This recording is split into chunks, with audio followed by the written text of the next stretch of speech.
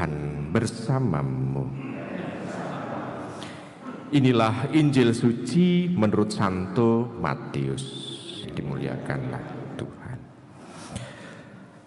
Pada suatu hari Yesus yang telah bangkit dari antara orang mati menampakkan diri kepada ke-11 murid dan berkata kepada mereka, "Pergilah ke seluruh dunia, beritakanlah Injil kepada segala makhluk. Siapa yang percaya dan dibaptis akan diselamatkan. Tetapi siapa yang tidak percaya akan dihukum. Tanda-tanda ini akan menyertai orang yang percaya. Mereka akan mengusir setan-setan demi namaku. Mereka akan berbicara dalam bahasa-bahasa baru bagi mereka. Mereka akan memegang ular dan sekalipun minum racun maut, mereka tak akan mendapat celaka. Mereka akan meletakkan tangannya atas orang sakit dan orang itu akan sembuh." Sesudah berbicara demikian kepada mereka, terangkatlah Tuhan Yesus ke surga, lalu duduk di sebelah kanan Allah. Maka pergilah para murid memberitakan Injil ke seluruh penjuru, dan Tuhan turut bekerja dan meneguhkan firman itu dengan tanda-tanda yang menyertainya. Demikianlah sabda Tuhan. Ibu, bapak, saudari, saudara terkasih dalam Yesus Tuhan, bacaannya memang tidak bernada Advent walaupun kita tetap ada di dalam bulan Advent. Tetapi karena ini adalah pesta santo yang dalam tanda kutip itu pelindung misi, maka bacaannya juga diberi sajikan bacaan yang khusus yang berhubungan juga dengan orang kudus yang diperingati. Fransiskus Xaverius, tokoh yang besar, dia tidak segan-segan untuk meninggalkan tanah airnya, tempat di mana dia lahir, hanya melulu untuk mewartakan Injil. Karena dikatakan Injil, seringkali lalu orang mengatakan bahwa kitab suci orang Katolik adalah Injil. Betul ya? Apakah betul kitab suci orang Katolik Injil? Kalau Injil itu kan hanya 4 buku di dalam Alkitab. Padahal kitab suci kita apa? Ya Alkitab itu kan.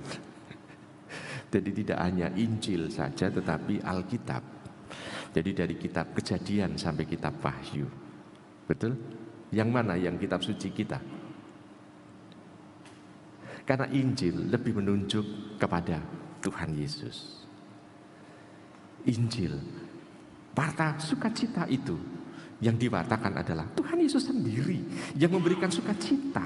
Warta itu sendiri, itu adalah Tuhan Yesus. Maka kalau para rasul dulu tidak ada buku yang namanya Injil, dia mewartakan Injil, dia mewartakan Tuhan Yesus sebetulnya. Tuhan Yesus yang memberikan sukacita, bukan Tuhan Yesus yang memberikan kabar gembira. Gembira kenapa? Karena keselamatan itu diterima oleh manusia. Maka ini menjadi sukacita, kabar sukacita. Nah, ibu bapak, saudara, saudara kasih dalam Tuhan, Fransiskus Xaverius konsekuen dengan hal itu. Dia ingin memberikan warta sukacita. Walaupun juga kita tahu bekas-bekasnya di Indonesia itu hampir tidak kelihatan pada waktu itu. Tempat di mana Fransiskus Xaverius itu berhenti dan mewartakan Injil di daerah Maluku, dan tidak ada orang Maluku, sedikit sekali orang Maluku yang tersisa menjadi orang Katolik. Ya karena dulu memang agama itu dipolitikkan. Kalau orang itu beragama Katolik maka dianggap Spanyol atau Portugis. Belanda nggak suka. Maka yang menghilangkan orang-orang Katolik di Maluku Utara itu ya orang Belanda sendiri. Mereka pilihannya orang Katolik hanya satu. Kalau tetap percaya pada Tuhan Yesus, pindah. Tidak lagi menjadi Katolik. Kalau ingin tetap sekatolik, maka ya sudah, berikanlah nyawanya. Nah, ibu bapak, saudara terkasih dalam Tuhan, tetapi ternyata warta kekatolikan itu, warta Kristus itu tetap ada. Dan kita tahu bahwa dalam sejarah Fransiskus Xaverius seolah-olah menjadi pijakan awal kekatolikan di Indonesia lagi. Walaupun sebetulnya kekristenan itu awal itu dari sumber di Mesir, yang dari satu buku yang ditulis oleh satu syekh itu dari abad ke-7 di Indonesia ini, tetapi toh sejarah itu terputus.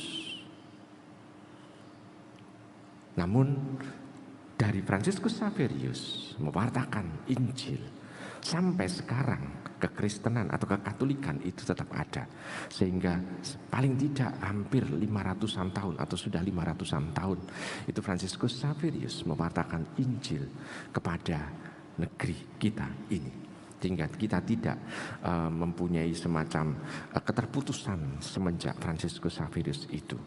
Nah, ibu bapak, saudara-saudari yang terkasih, kita mendapatkan warisan kalau demikian dari Fransiskus Xaverius ini. Nah, Tuhan Yesus menjanjikan kemampuan orang yang mau untuk mewartakan dengan banyak hal, kemampuan berbahasa. Kita bayangkan saja Fransiskus Xaverius dari Eropa, lalu mampir ke India, ke Goa, lalu mampir ke tempat kita. Lalu nanti dia mau masuk ke Cina lewat Jepang, dan dia tinggal di Jepang lama. Nganggo basa apa? Mengapa banyak orang tertarik? Berbagai macam bahasa, karena bahasa yang diwartakan oleh Fransiskus Xaverius adalah bahasa cinta. Sehingga orang yang berbahasa asing pun itu mudah menangkapnya. Walaupun mungkin pakai bahasa yang tidak dia kenali di telinga dia, tetapi dalam hatinya dia bisa menangkap bahasa itu. Maka kita juga bisa menerjemahkan dalam mewartakan Tuhan Yesus, mewartakan Injil itu, kita hanya bisa mewartakan dengan bahasa kasih yang kita punya, perhatian, ungkapan kedekatan dengan orang yang mau mendengarkan Tuhan. Berarti kita bisa gathuk, masing-masing hati itu gathuk. Dan dalam perjumpaan hati itulah sebetulnya Tuhan ada. Tuhan itu hadir. Maka kita diajak dalam mewartakan ini, meneruskan karya Fransiskus Xaverius ini dengan bahasa hati. Maka untuk bisa mewartakan Tuhan, bukan pertama-tama itu hafal ayatnya, bukan.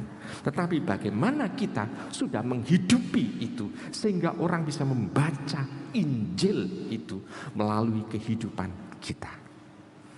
Ibu, bapak, saudara-saudari yang kasih dalam Tuhan, maka mari kita istilahnya itu merayakan Fransiskus Xaverius itu di dalam hidup kita, dengan kita mencoba konsekuen di dalam hidup ini.